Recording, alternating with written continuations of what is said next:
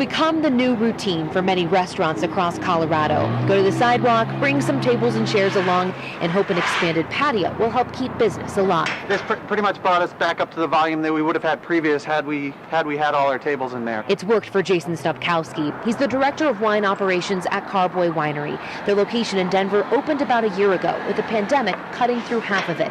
Seating inside is now limited, and more challenges are on their way. Fortunately, I think we'll be okay. We're just hoping to make it through winter. We're really concerned about what things are going to look like in 6 months. Sonia Riggs is the president and CEO of the Colorado Restaurant Association. She says spots like Carboy are lucky and have some extra room inside that they'll utilize for indoor dining during the winter. But many restaurants will have to continue to rely on their patios. So far, the state says they can keep seating people in these expanded areas through the end of October.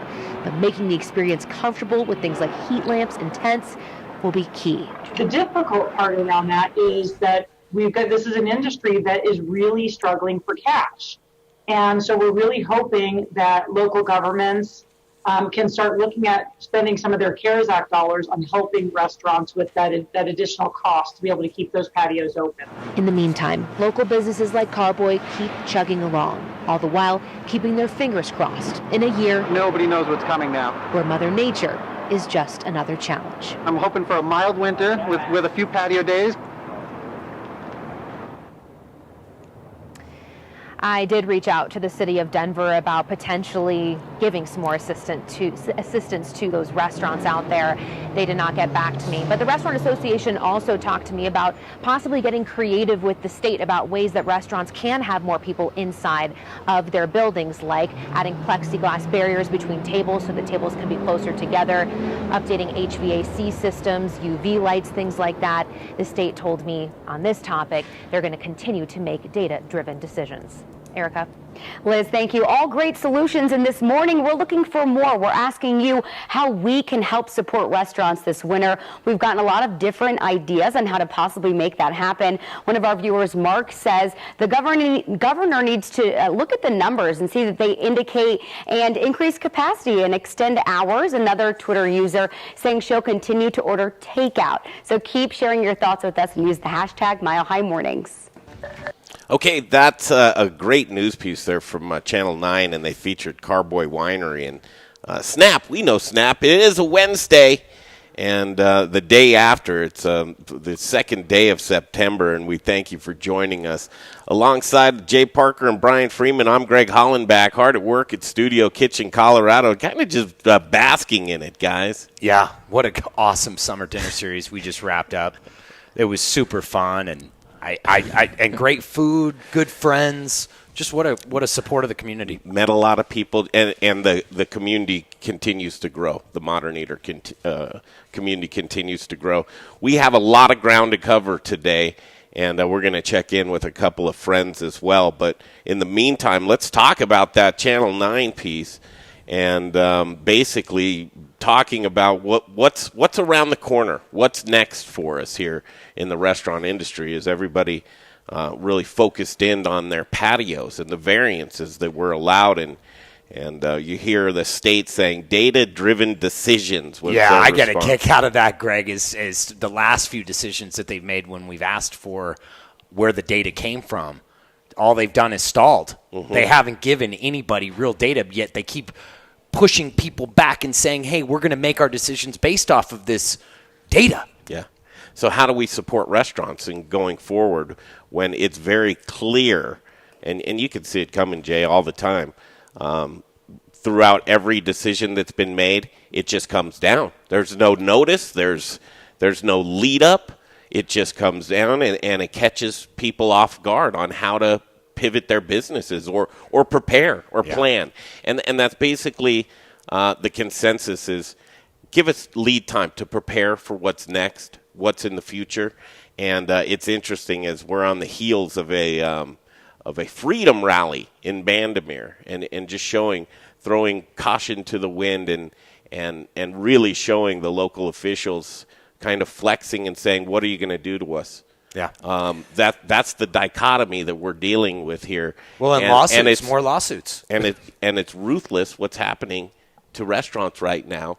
And when you look at how long it took to build up our illustrious downtown, don't be surprised if you see many boarded windows, a lot of attrition with small businesses, restaurants in particular. George Eater, who hosted us at the Pizza Republica downtown all summer long, bittersweet night for him and his crew last night as they had to face the hard decision of closing their doors until there was business in sight. Yeah. Did you read that article from Arkansas Nation, Greg? I did not. He talked about the latest restaurant openings and closings. I found it very interesting. Lots of openings. But what I also found interesting when you read between the lines, when you looked at the closings, Greg, 8 of the 10 closings that he listed, guess where they were? Downtown. All downtown. Yeah. And So that's what we're going to see. And as others jockey for position out of the high rent districts, right?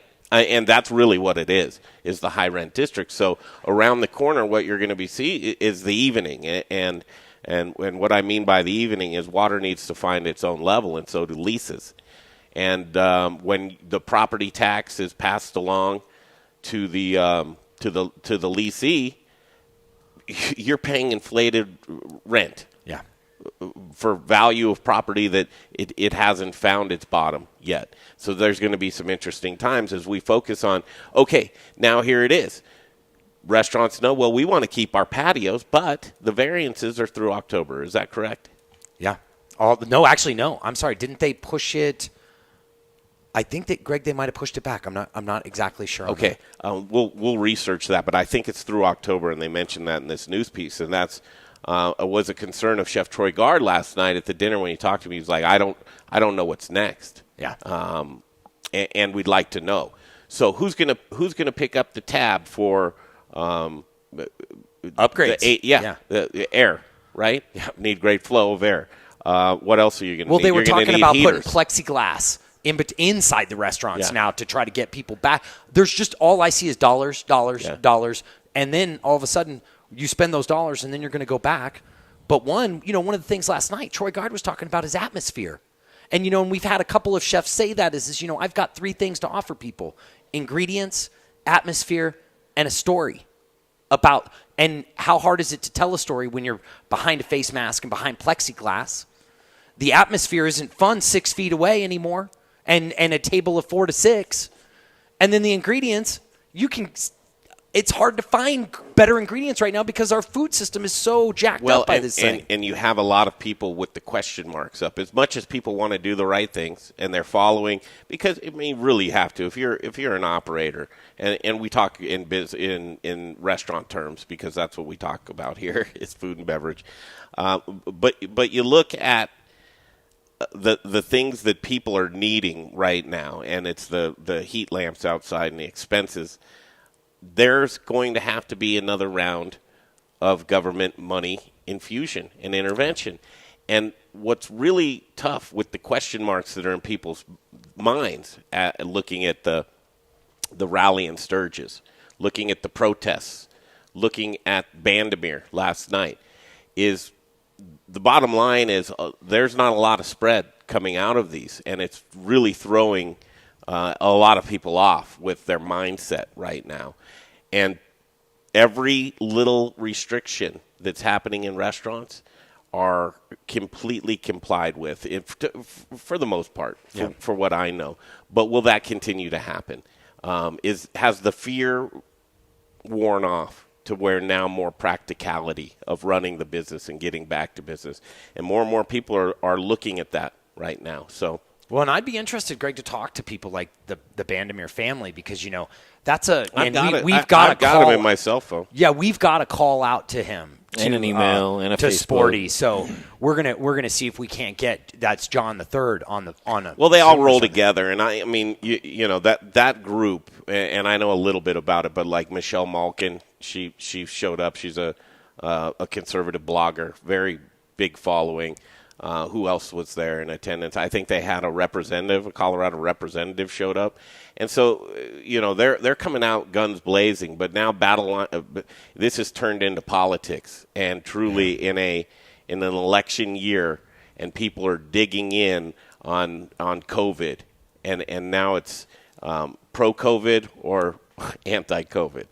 and it's a really interesting thing that we're seeing, but it's affecting a lot of businesses right now. So, we live in a blue state, and Governor Polis is left. Well, we live in an awkward blue state, I would say. It's one of those things to where Polis is always going to err by the side of caution. Yeah. So you look at other states, and it's really interesting on a red state or a blue state on what's open and what's not. Sure. But and we're a little blue dot in a red state. Let's get Zach Johnson's here standing by with us as well. We want to give him great accolades. What a pleasure to wake up and scroll through your timeline with such crappy news that's always on there and just fear-driven and during the zombie apocalypse, a very difficult time right now.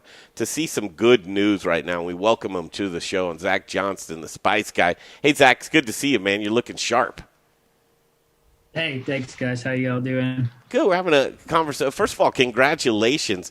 Would you mind telling our audience the accolades that I was just talking about right there? Yeah. So it's a selection. It's called the Titan 100. It's a selection of the top 100 C-level employees in Colorado, and it spans every industry. It's not just food. Honestly, it's one that they put my name on, but it's a real testament to our team and how good of a job that they do and how innovative they are. It just happens to be under this umbrella of Zach. Zach, I don't think you're giving yourself enough credit there, man. You're the guy behind the scenes who has helped build this little spice empire of yours, starting out from, Summit County. And you've got a bunch of friends out there still. You still got like nicknames and stuff. I've been out there. I've been walking the alleys and I've heard your nicknames. Oh my goodness! I don't know this yet. I disagree, and I think that Zach is completely right by giving credit to his team. Oh, that's nice of you, Jay. Yeah, I don't think Zach did anything, and so I think for him to give his team credit, acknowledge it, really sums it up. That's right, man. Congratulations. That honestly would be the goal. That's the goal. Listen, I know how you operate, and you're a very smart businessman. Actually, stuff that I lack, and you are data-driven. Now, you're a guy. That's a great segue, actually. Do you mind talking about this with us as we look to around the corner here into fall for restaurants and how we can support them? We played that 9 News piece, and I thought it was pretty good. But when the state was asked about what their decisions are going to be moving forward, their response was, well, whatever they are, they'll be data-driven. Do you believe that what we're seeing right now is data-driven with the response that restaurants have to live with right now? Well, I was listening a few weeks ago when you were interviewing the Tavern League, specifically the gentleman who owns all of the Three Dogs Taverns and all of Mark Berzins from Little Pub Company? Yeah, Jay's former handler. Yeah. When I was listening to him, it seemed to be that none of this has been data driven from the beginning, right down to the reason why restaurants are being so inundated with regulation. They cited a single restaurant somewhere in the entire Chinese state of Wuhan had a outbreak rather, that was specifically traced back to one guy's air conditioner blowing this virus across the restaurant, and that was really the only data had that said restaurants are the most dangerous place to be, when we all know, and a lot of the listeners obviously know, restaurants are one of the most highly regulated buildings you will go into on a daily basis or a weekly basis. There's multiple different people or regulatory agencies that ensure that that's clean and safe and operational. So I think for any government entity, especially Colorado right now, to say we're going to be a data-driven shot caller is ridiculous.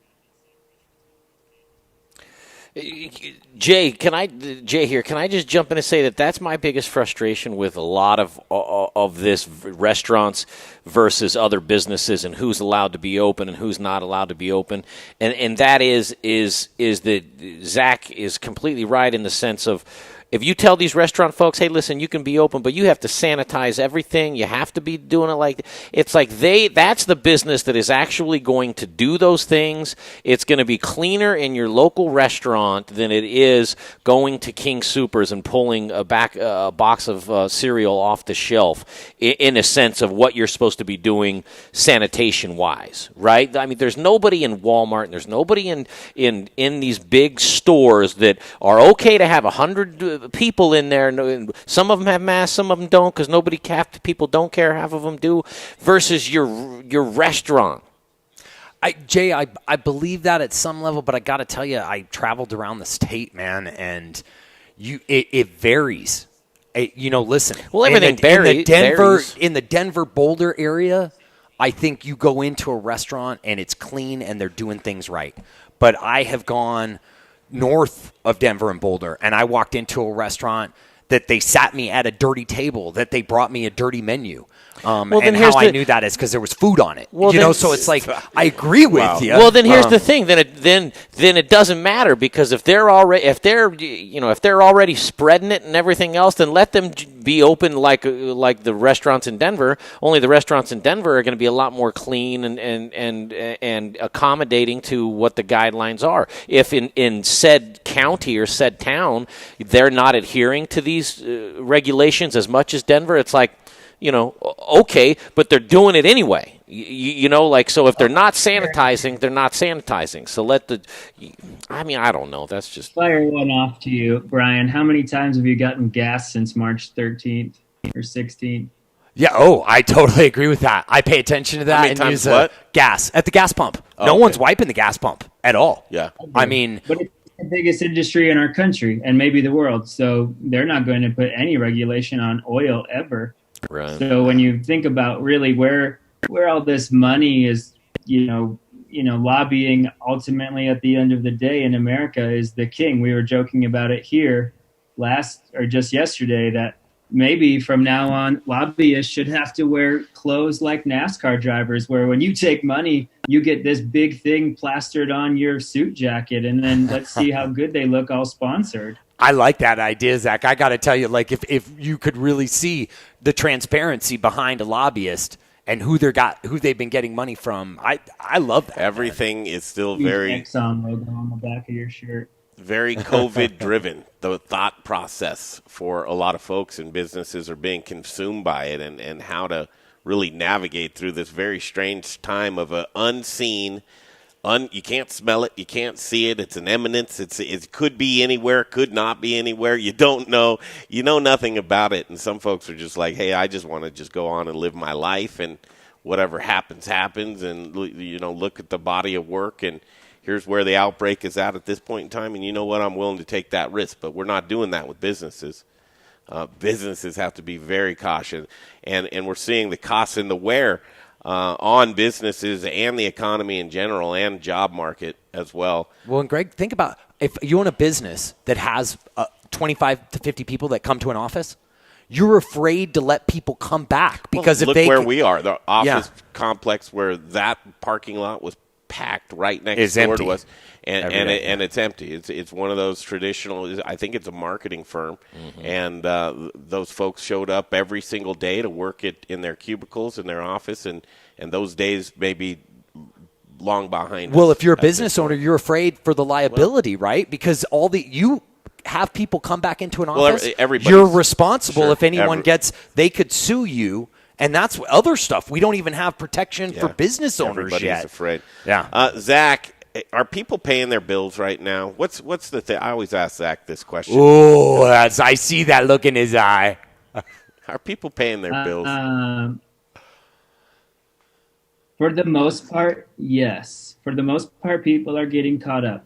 I think that a lot of people started to understand, and I think the government included, started to understand that with the PPP money, the restrictions were going to have to loosen up a little bit, and the regulation on how you could spend the money was going to have to be loosened. In that, in that loosening, a lot of it was that, hey, now only 60% needs to go towards payroll. There's a lot more forgiveness with all this. And, that I think opened up people's pocketbooks a little bit more.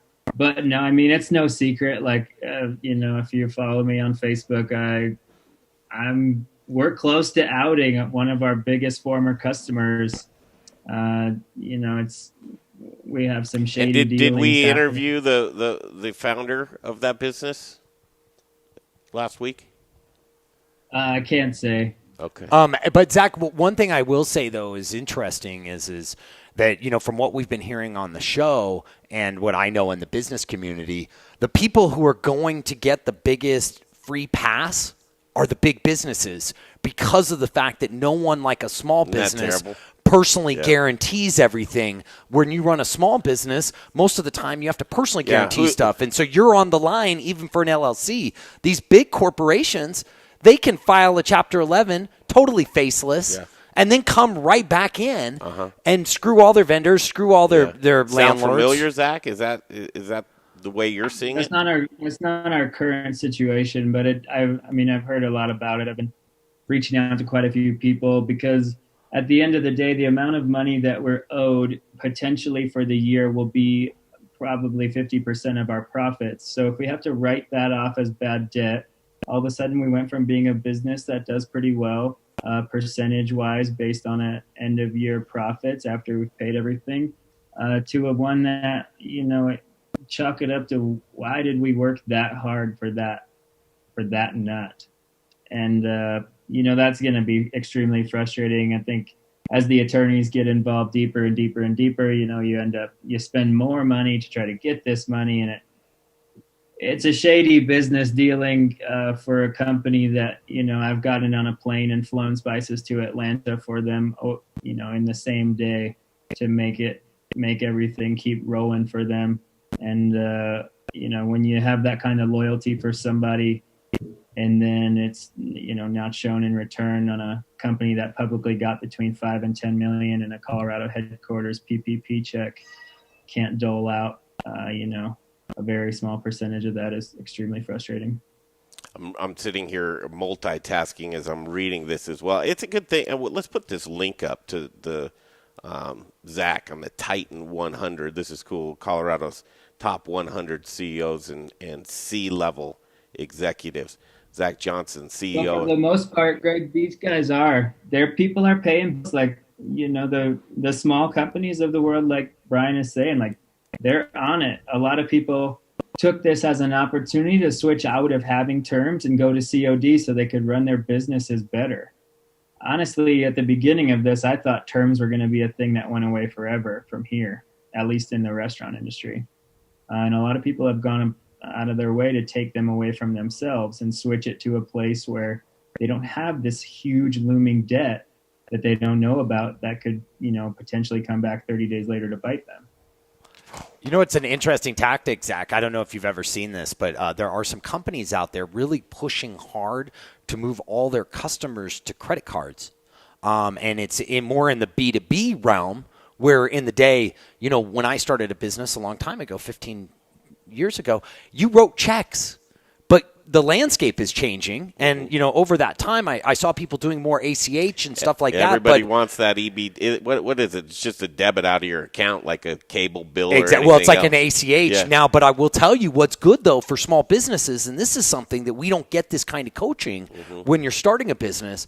But if you're a small business and you're running everything for a credit card, guess what? You're going to pay your bills. But it's all consolidated, and you get points. I never let anybody do an automatic debit out of anything that I have. That's for sure. That's a tough proposition. It comes down to relationship, though, right? If you were a restaurant that saw Spice Guy sales guy or Brian's Invented Produce sales guy every week, you might feel okay about it because if there's a mistake, you're going to get the credit back in less than 5 days, if not immediately. My preference, we eat it. We paid almost 6 figures of credit card transaction and processing fees last year to try to get as many people to switch to credit cards as they can. Oh my God. Because honestly, the amount of money that we spend every month and every year on having a full-time person be a money chaser is ridiculous. Yeah. I would rather pay the 6 figures in credit cards and let that person do their actual job. Have you ever watched the TV show The Prophet with what is his name, Marcus Lemonis or something like that? Yeah. You have watched that? Anyways, they're casting for that right now, looking for businesses. I thought it'd be interesting to get his eyes on the modern eater, right? Just a different set of eyeballs, especially with a process kind of guy like that. Process driven. Yeah. You do a lot of process driven stuff over there at Spice Guy, and you're moving a lot of your stuff to online right now too, aren't you, Zach? Yeah, now like people, everybody wants to know how business is going all the time, and the Spice Guy we're lucky. We were already in 3 sectors under one umbrella, really doing co-packing, our own e-commerce brand, a few hundred other brands, which is now almost a few thousand other brands, and then our own direct to restaurant and manufacturing stuff.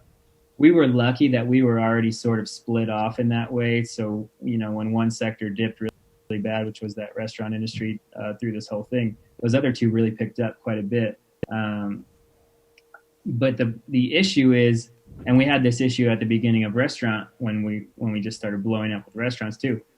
We are so systems driven here. Everything is a system. There's a way to do every single thing this building, and there's a way to trace every single ingredient and item from its inception of coming in our door to it's been put in a blender, it's been put in a bag for sale, or anywhere that it's gone, we can follow it on its whole lifespan. And I think that in doing this much new co-packing and this much new retail, we didn't have the system set up to handle that kind of volume on our own end. It was a little bit more manual entry than we're used to.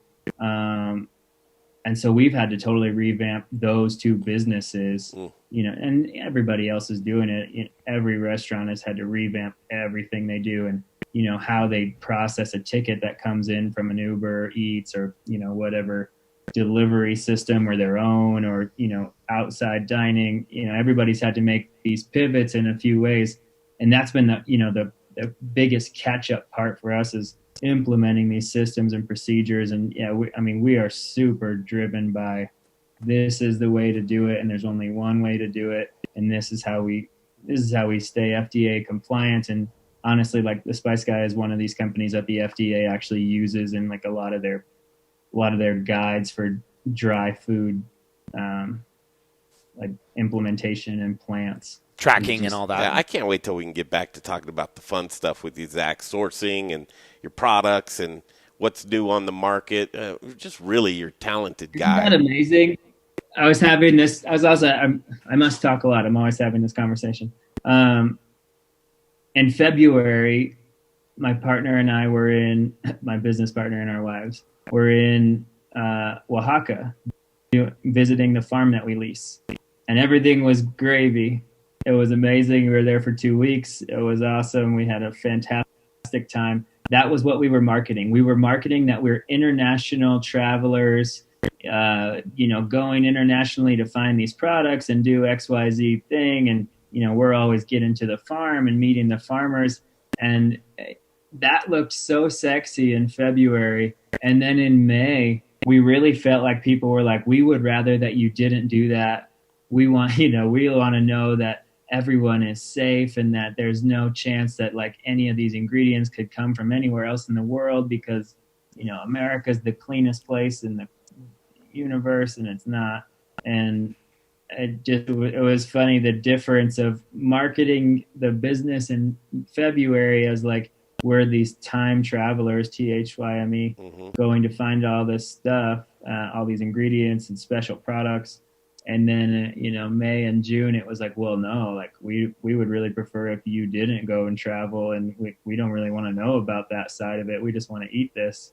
It was like this crazy like regression of Wow. thought process. That's interesting. Yeah, well, and you see that in the food, right, Zach? The bananas, yeah. Guess what? No more bananas for you. You only get avocados when they're in California. Turn that around, your headset around the other way. I always There you love go. it when I have those conversations with people. You know, it's like at our dinners, we have this awesome guy who sources spices from all around the world, and we need that because there's a lot of things that we can't grow in Colorado. Yes, obviously. I mean, and just a great business. If you watch the Modern Eater show, you know this gentleman. It's Zach Johnston, and the commercials that you run on the show, they're fantastic. But you have a new one that I saw out there, don't you?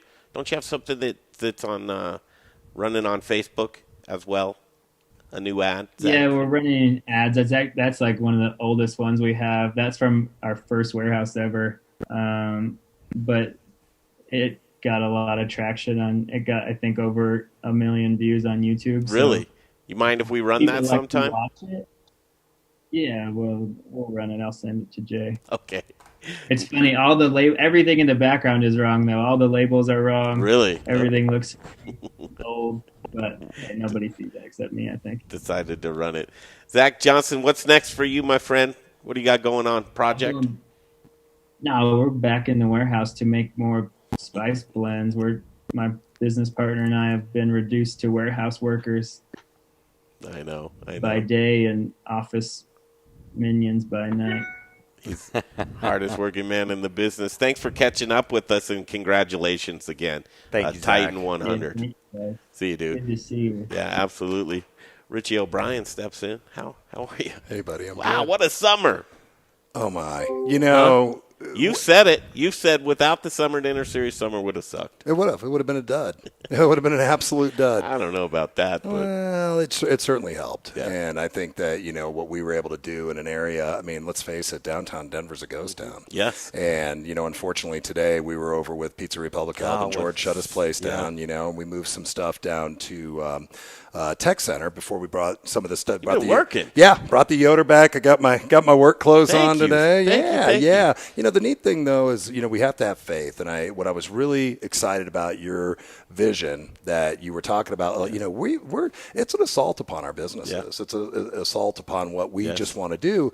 But George, being the guy that he is already looking for another spot up north. Yeah. He's like, well, what do you think about Lafayette? I'm like, well, I've been and lived in Louisville for 10 years, been in Lafayette for 2. Yeah. You'll kill it. Yeah. So the It's the entrepreneur- evening right now. Right. What you're seeing, those high rent districts, it's going to fill it. And gosh, I hope it doesn't bottom out. It took us a long time to build up downtown. It really did. Yeah, that's a sad thing, though, right? It is. I mean, just think of the 16th Street Mall. How in 1985 it was one of the most unsafe places in town, all the way through almost 2000. I mean, and it finally started getting it, becoming this place that you'd want to go down to the mall. I know. And I now hope it doesn't, I don't want, God, there's so many cool locations downtown. Oh, yeah. And, I might get the Paramount Theater just to have as a bedroom or something. I don't know. Well, I went by when we were loading some stuff up. I went by SIP, and it's all papered up, and I just thought, God, another one bites the dust. It just sucks. Well, wait, though, is SIP? I think SIP, though, is actually opening.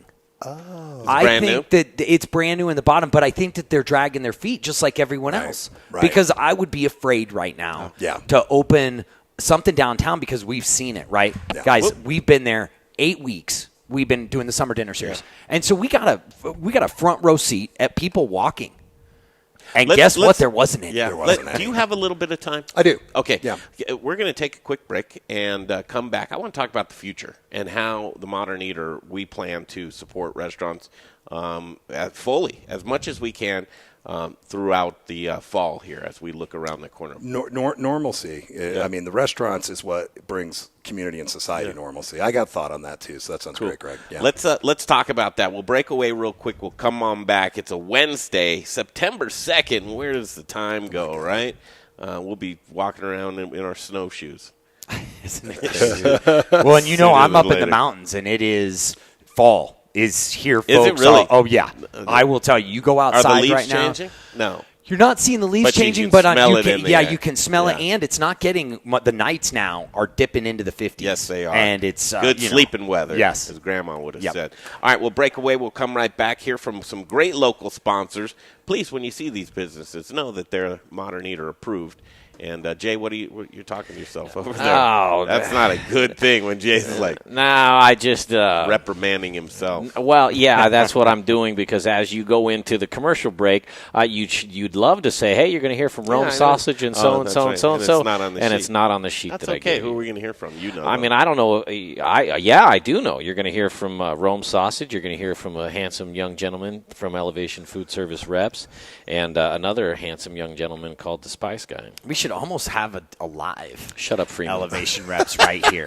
We should almost do the live right now, right here. We'll do it when got we the get guy back. in Don't run studio. that Elevation one. We'll get a clean one coming from Rich O'Brien. He's here at Studio Kitchen, Colorado, dropping off the Yoder from Proud Souls. Man, that was a great addition to Summer Dinner Series and our steel tables, which we really, really welcome them back to our home. Okay, breakaway. Come right back. Here's a word from our sponsors. Hey guys, Chris Johnson here, owner of Rome Sausage, your hyper-local source for all things sausage awesomeness. My family is proud to carry on the fine traditions of Rome's founder, Jerry Rome, by producing a variety of amazing sausage in small batches with an eye on quality, not quantity. Every batch is made here in the great state of Colorado by hand mixing spices, utilizing lean cuts of pork to make an outstanding product. Sourcing ingredients and materials locally, we are committed to supporting local vendors, chefs, restaurants, and the entire Colorado food scene. Getting hungry yet? Brats, Italian, breakfast, hot Polish, green chili, chicken apple, and the world's best chorizo. You can source all of our sausage through a variety of food service distributors. If your distributor doesn't carry it,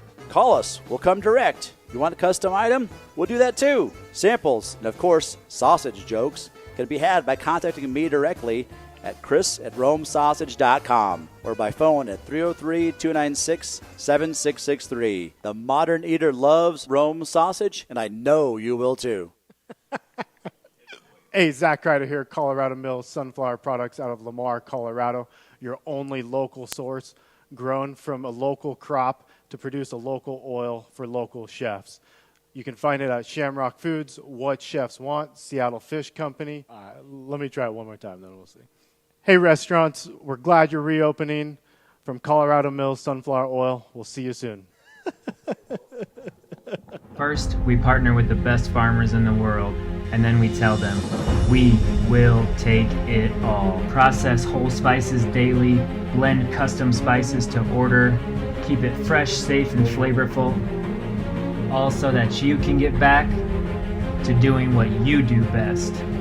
So whether you're a restaurant, a food manufacturer, or an at-home cook, be sure to visit The Spice Guy at www.thespiceguyco.com. Hi guys, it's Rebecca Berry with HotSchedules powered by Ford. With all of the recent COVID rules and regulations, you may feel like you have way too many cooks in the kitchen. Well, fortunately, Ford is the leading hospitality provider and partner when it comes to onboarding HR, payroll, tax, and compliance needs. So that way you can keep all of those cooks in the kitchen and let us manage all of your administrative needs. That way you can focus back on your business and your growth plans. Give me a call for an analysis on how we can put that ROI back into your business and take those administrative burdens off your hands, because nobody likes handling taxes. That's rebecca.berry@forth.com, rebecca.berry@forth.com. And hey, you know what's cool, guys? Keeping your mask on so that way we can keep our doors open. Hey Modern Eater fans, I'm Don Trobo with the Annex by Ardent Mills, and I just wanted to give you a heads up about some of the great things we've got going on locally in the state. We're headquartered right here, and we're working with farmers in the San Luis Valley to bring you amazing Colorado quinoa. It's just like the South American stuff, but grown locally. We've got transitional wheat flour that's grown by farmers in Colorado and surrounding states who are in the process of turning their fields into organic. So we're taking that transitional wheat and turning it into flour, and now it's available for you to cook and bake with. And last but not least, we're now cleaning grain berries in Denver. So things like spelt or wheat berries or pearl barley, those are things that we're now doing right here locally and are available to you. Can't wait to share it with you. Hey guys, it's Brian Rizzuto with Encore Energy, the guy who saves your businesses money on natural gas. I know these are crazy, crazy times right now. So while your business is working on increasing your sales, let me work on saving you guys money on your natural gas. I make it as easy as possible. Just provide 12 months worth of natural gas bills to me. I'll do the rest. I know you're really busy, so let me get to work for you. You can reach me at 720-245-5771. I look forward to hearing from you guys, and let me try to save you some money in these crazy times. Bye. Hi, Charlie from Brews Beers here, and I'd like to tell you about our brand new Abbey 4-pack, featuring the 4 main products of Abbey and Trappist breweries in Belgium. So there's the single, the double, the triple, and the quadruple. And let's talk about singles today. Singles or Ioacals are traditionally monks beers served at meal times and during the day. They're low in alcohol, 3 to 5.5%, and they're often second runnings from stronger beers like triples or quadruples. This one is 3.8% ABV, and it's made from the second runnings from our triple. So what they're known for is lightness and drinkability.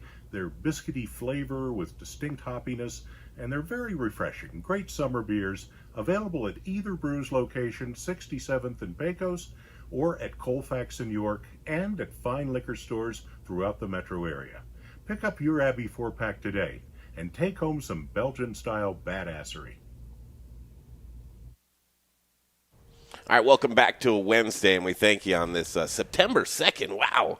To me, that's the summer's over. Back to the show and Rich O'Brien in just a minute from Elevation Foodservice Reps. But I got to tell you about another great local business, and it's Jeff Rourke and A-Plus Beverage Solutions.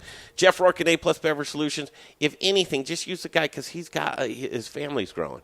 Yeah. His wife, they're expecting another little baby girl. That's 4 I of would them. say use him because he's one of 4. No, the best. No, he needs the money. How about he's the best and he needs the money? He needs the money. And you can support local. And he is the best. If you need a new install, fine. Jeff Rourke, he'll make your dreams come true. You need maintenance? Why not? Everybody needs maintenance. Use Jeff Rourke and A-Plus Beverage Solutions. It's tacky to pour that foam into pitchers, and then temperature changes. You know those places that I'm talking about, Jay. Oh, you might have worked in a couple of them. Listen, if you see somebody pouring more foam down the drain than it's going into your glass, that's a Jeff Rourke telephone call. And guess where you should be making your profits right now? It's off the booze. Right. Come on. Yeah, actually should always be. But don't spill it. Don't put it down the drain, because if you're pouring inefficient beer, what are you doing, boys? You're pouring your money down the drain. Please do not pour your money down the drain. It's just a quick phone call away. Phone number is 720-272-3809. Was that too quick for you, Brian? No, I think I can get my pen out and I can write it down. 720-272. He needs diapers for babies. Baby needs a new pair of shoes. 720-272-3809. Jeff Rourke, A-Plus Beverage Solution. We're basking in it here in Studio Kitchen, Colorado. Usually, it's great to catch up with you, and thanks for stopping by. Absolutely. Your commercial did not run because we wanted to do a live one with you here right now. You got it? Yeah. Well, it's funny. You're talking about Jeff over at A-Plus. Yes. And, because we represent glass tender bar equipment, we also have Wonder Bar. The foam is caused by a warm line, right? And the tap gets warm. So I shot him a call the other day, and he's going to come out to our place because we got to mount some towers and things for our facility. And what's really cool is that's the family of the Modern Eater. Yeah. That's the grassroots. That's how you do this. Yeah, that's what it is. It's build the network, right? I love it. Yeah. Well, it's a community. Rich gets it. It is. Yeah. And he's crazy enough to go along with some of our ideas. Like when we were downtown. And just basically, like Jeff Rourke, making dreams come true. And truly, a lot of times, it's just basically like, did you know? Did you know that this is available? Did you know this could make you more efficient? Did you know this could save you money? Right. So give me some did you knows right now. Hold on a second, because I want to I want to cut this out, so I got to get the right stuff before he starts into. What if it's no good? Well, then if we don't use it, but I gotta have the format and the screen, okay. good to go with his logo and stuff like that before he starts talking. This is going to be good. Because with my luck, he says the good stuff while I have you still in there going, hey, like that. I do that. I don't know that I've ever seen you do that. I haven't done that. That was kind of a Barney thing. You do hug like Barney though, but I love you guys. It's sort of like Wayne's World. It's Jay's World. It's Rich just O'Brien, just understand. So this camera right here, right? That's going to be you. So you just look into that and then do 60 60 seconds of Rich O'Brien, Elevation Food Service rep, chefs. This is where you got to do it. And don't mess it up because I don't want to edit it. Now, come on. Come on. Too much. Good grief. Yeah. You know, is that too much? No. But you know what? What I will say though, what we try to do, and I'm going to have a hard time looking at that. Okay, so everybody's just going to have to visualize. But I think that one of the things that we like to do is people will come to us. We think about the modern Eater dinner series, and we went down and we looked at it and talked to the chefs, and you basically said, can we do this? And I said, sure. And the question was how. And a lot of times we don't know. We don't know that answer. And I know this is going to seem a little bit odd to make this analogy, but you think back to when the Wright brothers and people were trying to figure out how to fly, right? Now everybody would say, you can't fly. Nobody could. Well, of course we knew that things could fly. We watch birds fly. Sure. We watch, so flying could happen. Right. But we just didn't know how to get there That's yet, right.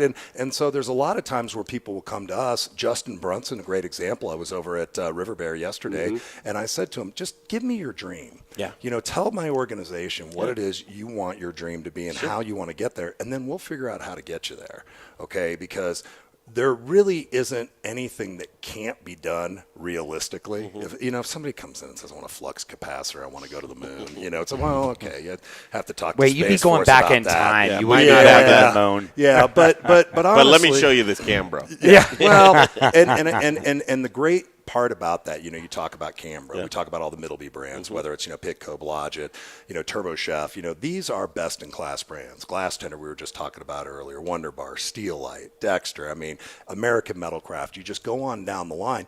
We have best in class brands, and because of that, we're able to really answer anybody's need. And that's why I always tell everybody, tell me what your dream is. And this has been a kind of an interesting time for all of us. I think that the restaurant business is obviously struggling. The nice thing is we're in food service, right? So there are other places to go, whether it's hospitals or military bases or schools, and there's really good chefs there. And I had somebody tell me they didn't really like hospitals, and I said, yeah, but you got to remember, it's just a kitchen, right? It's not a hospital, it's a kitchen. So, agreed. Yeah, we got that great facility over in Park Hill that we want people to come over, try things out. Yeah. And it's been wonderful. And what you guys are doing here is bringing a lot of fun and joy, right? And gratitude. And I think the one thing that I always appreciate about you guys is you always express gratitude for the things that we do. Well, and remember, when you have gratitude, that manifests itself into joy. And you don't feel guilty understanding that it's unrealistic to think there's not suffering in the world. And the things that we can do by helping out our local restaurateurs is giving them the gratitude. Troy, think it last night. You want to walk down memory lane with us real quick? Yeah. Check it out. We've got some great photos from last night. We'll put this on the broadcast as well. So just so you guys know, for us, Summer Dinner Series is over, okay? This is the end of it. No more SummerDinnerSeries.com. We're about to tell you where you can turn your attention to here in just a couple of minutes. But in the meantime, we want you to see first of all, look at this. The lamb was incredible, wasn't it? Yeah. And Brian, describe what they did to that lamb. Well, they took 12 racks of lamb chops, and they actually stripped the meat off of the lamb chops, created something like a lamb chop loin, wrapped it up, and then cooked it with spices and herbs inside, sliced that into like these little rolls, and then shoved the bone back in it. It's so perfect. They bleached that bone. Isn't that cool? It was, well, and that was, for me, last night, the two hot dishes was the lamb and the pork belly. Hands down. Slow down on that one, Jay. And this is, as we have this look of Troy leading his team outdoors. This is outdoor plating right now. That's not easy. The temperature worked out well for us last night. But it strikes me as you look at a chef's jacket, and that's what they want to display in their uniform, and proudly supporting Colorado. I don't know how many, that if you noticed this, but a couple of the purveyors, like when he had Kermit Krantz on, when we had Kermit Krantz on from Frontier Trout Ranch, he said to Kermit, and I don't even know if Kermit heard it, I will be using your fish at Garden Grace and a couple of other locations that he had. I don't know what that is. But that's a big deal to do business locally. And Troy Gard just personifying that last night. That's Brews Beers, delicious beers from Brews. Look at those colors. Look at that. the colors are just outstanding. The dish is just spectacular. I mean, it was incredible, and he was so gracious. You know, he really was, and like you said, I know that guy. Oh my gosh! Look at these two. The That's like mini me. The two bald guys. Yeah. So he's like a little toy compared to you. Look at those two bald guys. Zach Kreider, another great all-time Colorado Mills brand. Well, you know what was cool last night is they actually stayed outside. One of the few groups of chefs that did not really use the inside kitchen at all. Zero. They did almost the entire dinner out on the deck, and I thought that was. I'm proud of catching a live fist bump in a photo. That is cool. Well, you know, and honestly, the prep that went into it was great as well because, you know, Troy had Korey, his guy, get a hold of Shelby, our corporate chef, and the two of them really talked things through to make sure that we had the right products, the right ingredients for a successful event. So that was great. Happy people eating right there. Now, I kind of get jealous a little bit, Brian. You and I and Jay, we're running around just. We get a bite here and there. Well, we do, but and get any. We don't really get to take it in. Yeah. And so looking at these pictures of people sitting down must have been kind of a fun, peaceful evening. It's special. Yeah. Yeah. Oh, it'd be awesome. I mean, me personally, you know, I don't care because I'm a freak, you know. But absolutely, you know, that there's people. Hey, at any event you go to, keep this in your brain, man. There's people working it, and they're on the job, and they're stressed, and they're everything else. And then there's people just enjoying the hell out of it, like these folks, you know. And that's what it's for. I mean, that's what it's for. You know, we're supposed to be a little stressed and running around and doing that thing. You know, I think you can take out the stress. But I mean, listen, like the stress that we're afforded is, and I'll cue up some more pictures here, so I'll put this back on you guys. But the stress that we go through, it's like, you know, that's you're earning your stripes that way. The standing O, and that was something at the end of the dinner. They didn't sit down either. No. You know, everybody was very engaged with that. So it was bittersweet to see, you know, George's staff at Pizza Republica as they're going to move on and either to different jobs at different restaurants or what he can do. He said he was actually able to absorb them. Yeah, he said he thought he could absorb all of his staff there at his new location last night. They were down there today. He had there were two people at downtown, but he had everybody else was at Tech Center. So he's a good businessman, and in addition to being a great food guy, he gets it. Did you meet some good friends this summer? Absolutely. With summer dinner series? You bet. Yeah, you bet. I was going to ask you, Greg. So when you guys and Brian and Jay, when you guys are feeling the stress that you're feeling, when you look out into the audience and you see the smiles on everybody's face, does that give you that energy and is that a good, I mean, it's better than the alternative. Well, but I guess my question is, do you notice? Do you notice?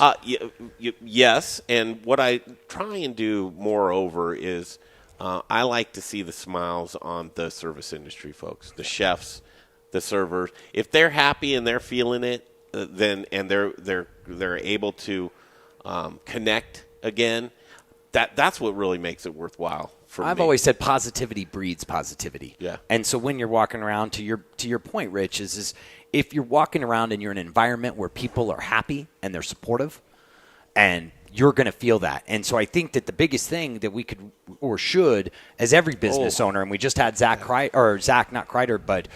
Johnston, it's about creating, you as the leader creates the culture inside any organization. And so when you're giving your props to your team, that's one thing about continually building that culture. And it's a place of where, like, and that's what I was busting Jay a little bit, is if we look at it as stress, it's going to be stress. If we look at it as this is just an opportunity to deal with a new challenge and have this different mindset in everything that we do every day, life is a whole lot different, not only for ourselves, but for people that are around us. That's the short answer. Yeah. I mean, here's the problem with that is that I live in the real world. Right. The problem. The problem is that I live in the real world. Look at that. And, you know, these kind of things, you know, they stress me out, man. I mean, I could lie and say, oh, everything great, man. You know, we're all having a good time. I mean, you know, that's not the reality. Look at me and Rich sliding on into second. I love it. Oh, I do too. And you know, the other thing though too, you guys are talking about stress. You know, it really is just an emotion. Thank you. Right? Yeah, I know. Yeah. Well, it is, but okay. But wait, no, that's not right, man. I want stress to be. I want stress to be real, and let's make it happen. Well, no, man. But here's the thing, and it's Well, like, and maybe I'm a just reel it an- in, guys. an animal. Okay, we're looking to how we can support people in the future here, especially as we move into fall. We've been chanting SummerDinnerSeries.com. SummerDinnerSeries.com. Put that on hold for a little while. Now you need to say FallDinnerSeries.com. FallDinnerSeries.com. FallDinnerSeries.com. That's coming. Okay, we're building the structure for it right now, but what we can tell you is it will be a magical week. And give them the dates, Brian. We're going out on September 28th is going to be the first dinner. Dinner is Monday, September 28th. Monday, September 28th. And it ends Friday. It ends Friday, October 2nd. Okay, so mark your calendars. Friday night. As we start to accumulate the chefs for this great series. So far, kind of the centerpiece of the fall dinner series will be Chef Alex Seidel from Mercantile and Fruition. That's going to be great. That's a great addition to I'm looking forward for Alex Seidel to catch the fever, the Modern Eater fever, at one of these dinners to see how I call it the Modern Eater style. Well, he's paying attention to what we're doing. He likes it. Well, that's probably the only reason why he's doing it is he's looking. Well, but you got to give props to like Rebecca Weissman, to Kyle Menden. Haven't gotten there yet. Okay, you want to announce them? Give it. No, give it, baby. I'm not. Go, I'm baby. just saying Go, Kyle's baby. awesome, but some of these unheard folks make some great food. So, one of a good friend of mine I've known this guy 12, 15 years. He was one of the first chefs at the kitchen, and he helped the kitchen really develop their whole platform of food and local. Kyle Mendenhall. Yeah, that's good. And then he left the kitchen group, went over to start his own thing at Arcana up in Boulder, and he left Arcana and went to the Big Red F as the purchasing director or something of that nature. He is.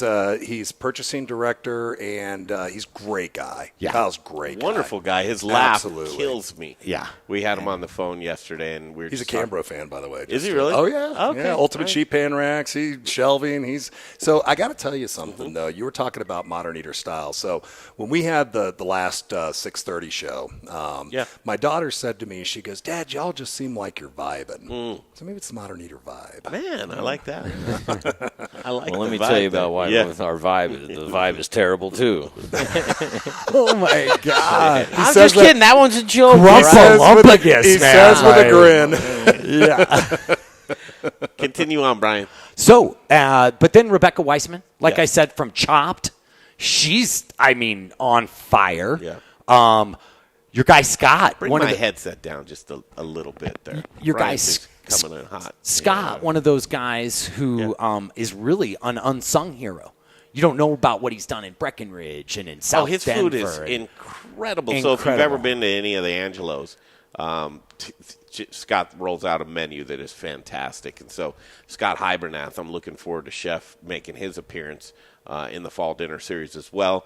Chef Rebecca Weissman, Alex Seidel, Kyle Mendenhall, and then our last one, and he's right there. He just needs to fix up some I don't think we should family announce stuff. it right now because there could be a couple other people that we're looking at too. But that last spot is going to be killer. So we have work to do, right? Got to get over to Carboy Logan Street, which that's where it will be, the former Governor's Park. They have another spacious, well-appointed patio out back, just beautiful patio. Jay and I actually had a date. We went there together. That was our date. Did you like that dinner, Jay? Yeah, man, it was delicious. And they have a really cool patio out there, so I'll be anxious to see, and 5 days in a row, up Monday ideas. through Friday. So, Modern Eater style, what do we have to do? We got to go get ingredients. Yep. A week prior to that, we're going to do a road trip. Rich, we're going back out on the road. So, that's our September. Brian and I, here's our programming for next week. Brian and I will be doing remote broadcast shows next week. We think it's important. We want to show the dichotomy. Colorado, we know we're doing it well here. How's Florida doing it? Yeah. What's the restaurant scene there? Florida is one of those touchy places to where all eyes are on it. So we're going to go into Florida with our Colorado mindset, know before you go. But we're going to go see what the culinary is like there, and we're going to be in Florida all week long next week. I could tell you into some of my bros down there that do the same things I do to really probably hook you up with some folks too. Probably should. Yeah, we'd love it if you did. I really wanted to go with you guys. I really did. I couldn't wouldn't that pull be it. something Gosh. else? We will, though. We will. We'll get it done. And I think we'll be traveling a little bit more. I think it's important to keep everybody connected, not just Colorado culinary, but there's farms down there. I mean, listen, Florida supplies a lot of the produce. Give us an idea where we're going to go. I'm pulling it up right now. So next week we'll be in Florida. We'll come back for a week. It'll be kind of a setup thing for our road trip. We'll end our road trip in, maybe you can meet us in Pueblo for the Chili Festival. I want to meet you in Pueblo, but you guys are planning on going through Lamar as well, aren't you? We are. Okay, so that's probably, why don't I plan on meeting you guys there and then going with you through Pueblo? Actually, Lamar is closer to Denver than Pueblo. Well, but is Lamar before you come back? We'd hit Lamar after we hit Pueblo. Okay, so I'll come to Pueblo and then I'll go with you guys. You've got it. You're signed in Friday night in Pueblo. Well, wait a minute. First of all, I think you're wrong about the Pueblo Lamar, because Lamar is pretty far to the east. To the Lamar is east, but it's way north of I think Pueblo. it's south. I promise you. You know, it's 30 miles from Buffalo Springs, Oklahoma. Here comes Google. Lamar is 30 miles from Buffalo? Yeah. Something like that, yeah. But Zach's great, and one of the things we talk about the schools, and our kids in Boulder Valley are not in school right now. They're doing remote learning. They have Mondays off. So we're talking with Little Rich as well. So one Monday we're going to go down to Lamar and we're going to see how they press the oil and how they farm the sunflowers and give the kids real exposure. Looks like to it's that. right on the same damn road right there. There it is. Boy, we have to go to Lamar first and then into Pueblo and then back home. You lost your mind. Well, Brian. look at where Ordway is, my friend. And I promise because we're going to Ordway before that. So okay, that's fine. Ordway is right in here. Right here. Right there, Ben. So, and here's the deal. We need to reach out to Robbie Hahn today because Robbie's got us a cool place in Lamar to stay. Mm-hmm. Yep. Which is awesome. I talked to him last night about that. Nice. So, road trip's coming, fall road trip. We're going to go get a bunch of great ingredients for you folks.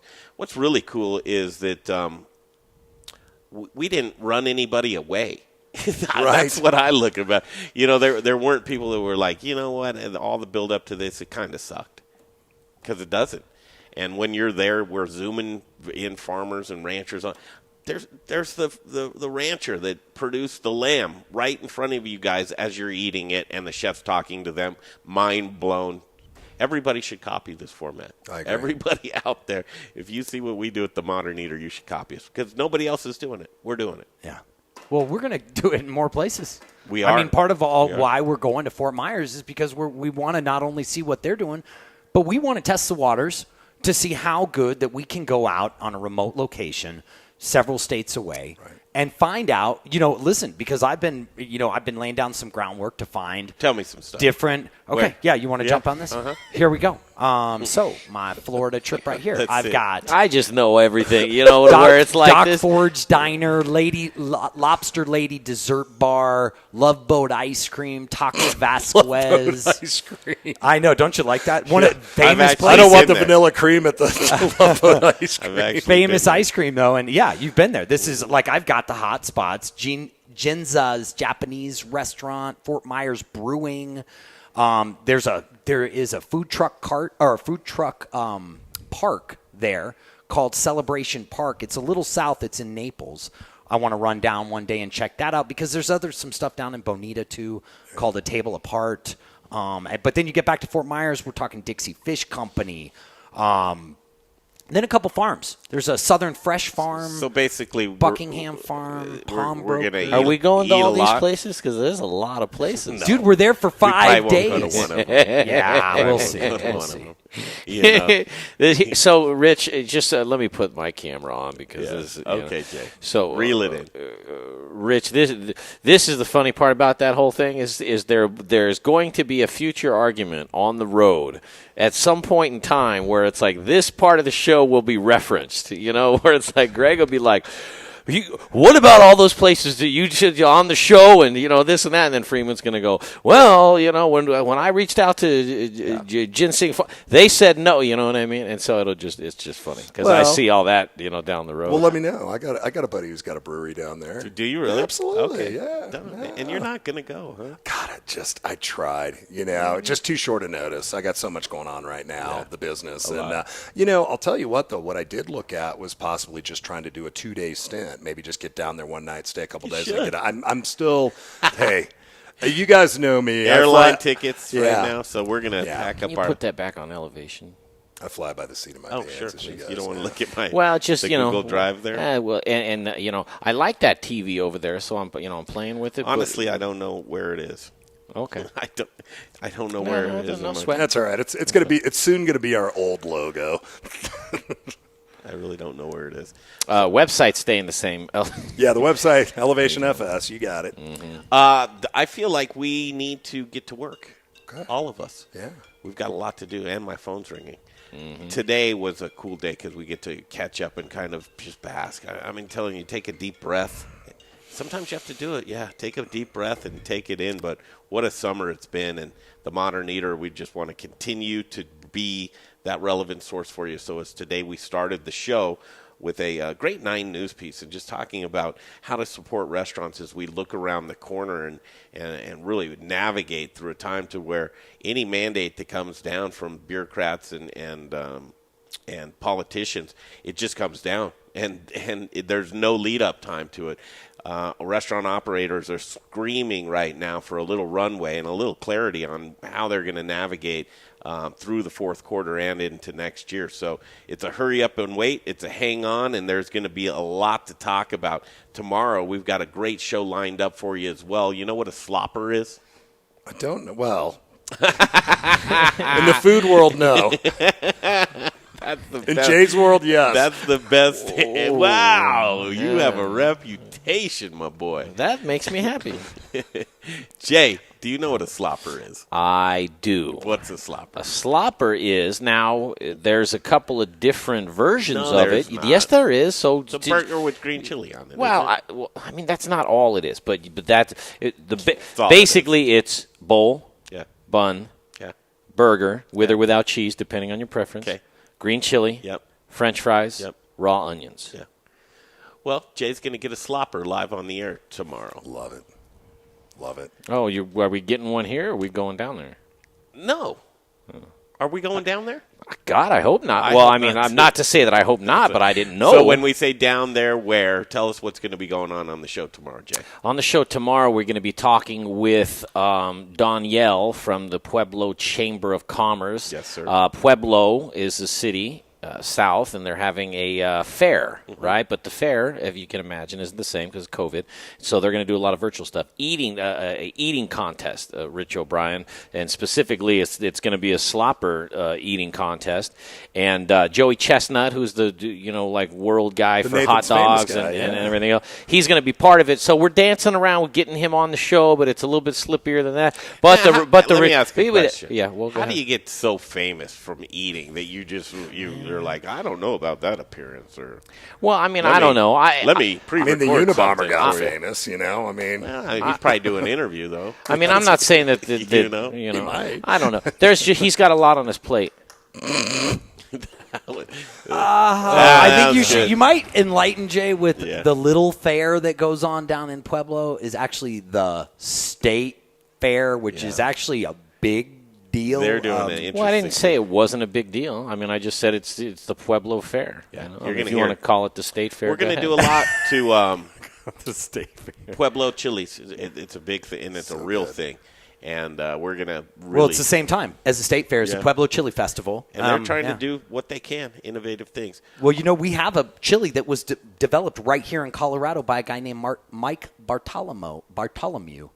He's a water guy down in Pueblo. Everybody that watches The Modern Eater, you always know, fact check Brian. Fact check it right now. Fact check Brian. Put it on, put it on your thing. Mike mainly Bartholomew. on the names, like Mike Bartholomew. So it's probably like, Chris Maxwell or something like that. No, the name is... I'm not saying it right, but it's Bartholomew. Bartholomew. It's Bartholomew. It ends in an O. His last name ends in an O. He's in my contact list here, I'll tell you. So they're having a slopper eating contest. Yes. We're going to have the returning champion of the slopper eating contest on the show. His name is Darren Breeden. How many did he eat? God, if I had an answer That's for like that, I the would have been more most prepared. basic question to I know. ask. How Well, many- I technically haven't talked to him yet. Apparently, he's Do they green-lighted. have to eat bread with it?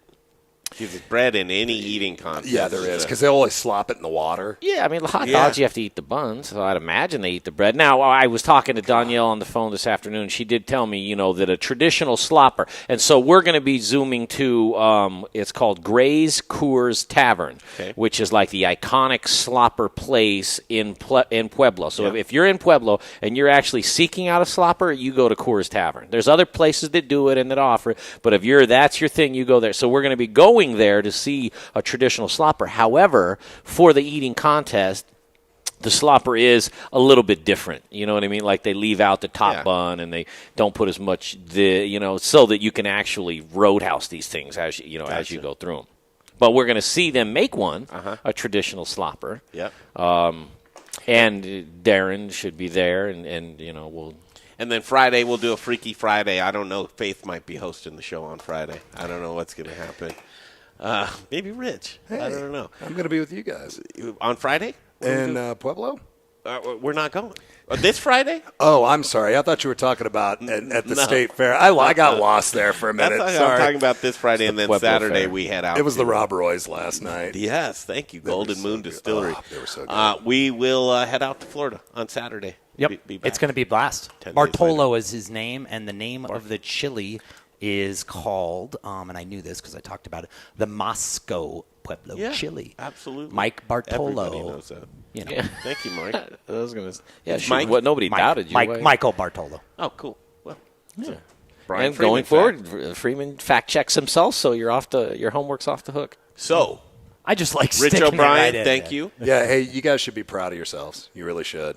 For what you guys Keep did going. with Modern Dinner. Thank you, Modern man. Eater Dinner Series. I love it. It was great. You guys really should be for everything you do. Thank you, man. You're welcome. And thank you for making our dreams come true. Appreciate being a part of this. I mean, really do. literally making our dreams come true. Hey, are you coming?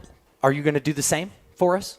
For the Fall dinner of series? We're going to check it out. Absolutely. When's our meeting to go down there? Have we set it up yet? I'll hit you on the way back. Yeah, let's do. Let's Okay. do. But yeah, no, not a problem at all. Absolutely. Yeah. Well, because I'll tell you, the guys from Troy Guard's team said we've done a lot of remotes.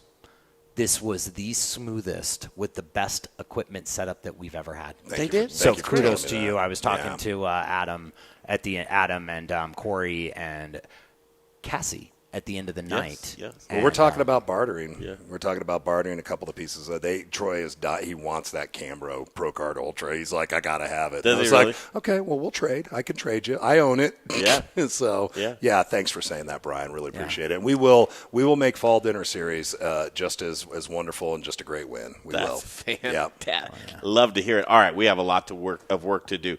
FallDinnerSeries.com. Don't go there yet. We're building it right now. Faith's hard at work right now.